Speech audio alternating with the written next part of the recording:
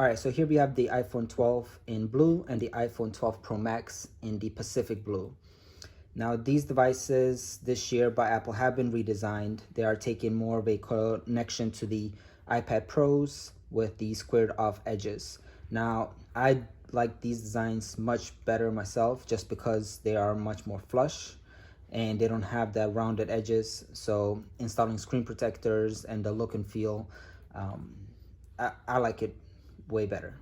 Now, you will see a cutout right here with a different kind of feel, as you can see on the video, and this is because it now has 5G.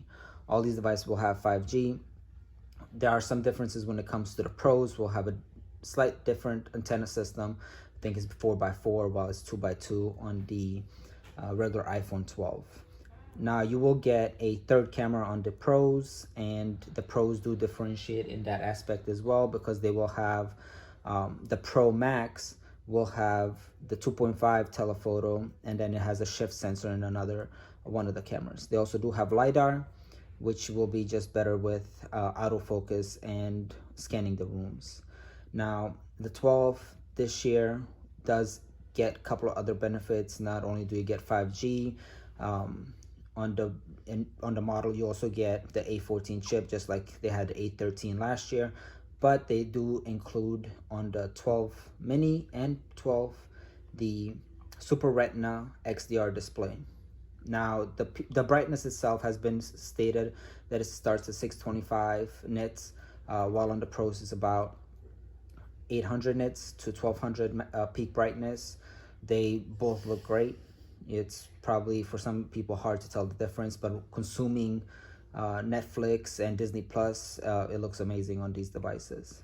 Now, the Pro Max this time around will have a much bigger screen. So it's a 6.7. This is the biggest screen that they have compared to the 6.5. And then the regular Pro will go from 5.8 to 6.1, which is on par with the iPhone 12. Now, overall, there's not too many design changes. Both will be using the A14 chip, but you do get 6 gigs of RAM on the Pros.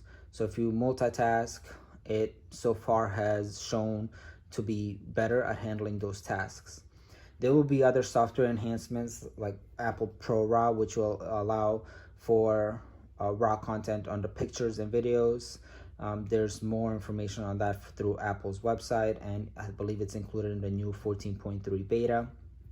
You're looking at your stainless steel, which feels nice in hand, and you have your matte finish on the back on the Pros and the glossy finish on the 12 mini and the 12. They do have a ceramic screen. Now, the ceramic screen itself is supposed to be much tougher this year around, so it's supposed to be more durable when it comes to drops. The 12 will also be more water resistant now at IP68, which I believe was IP67 last year. But those are the biggest differences when it comes to these devices. If you go with the Pro, they are focusing more on the camera system, and you will get some performance enhancements with being able to run more apps and having a bigger screen. So if you want the biggest screen possible on an iPhone, you're looking at the Pro Max at 6.7. And compared to a iPhone Pro, 12 Pro and the Pro Max, it's $100 difference. I would recommend spending that extra $100 and going with the Pro Max. You will get more phone for it. Even the speaker grill, you get a little bit extra bass out of that speaker compared to the 12 and the 12 Pro.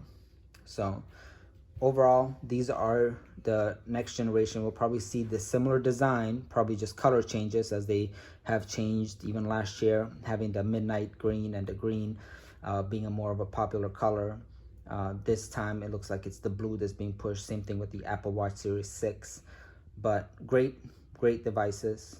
A14 will carry you for the next 2-3 years if you want to upgrade now and keep it for that long.